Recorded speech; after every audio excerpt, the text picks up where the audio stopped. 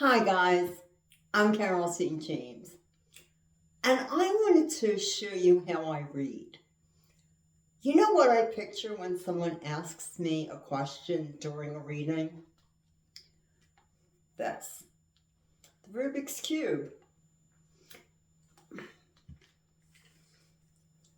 It's not just a toy, it's a symbol, because I don't just pull cards and say, here's your answer.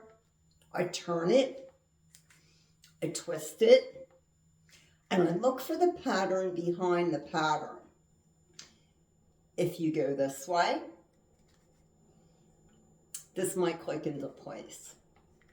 But if you go that way, another twist, something else locks up.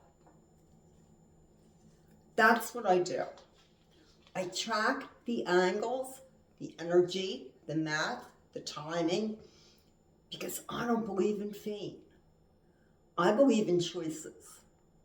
And I believe that you deserve to see them clearly.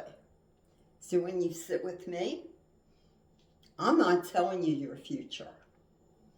I'm helping you find the one that fits you. Until next week, enjoy your coffee. Bye now.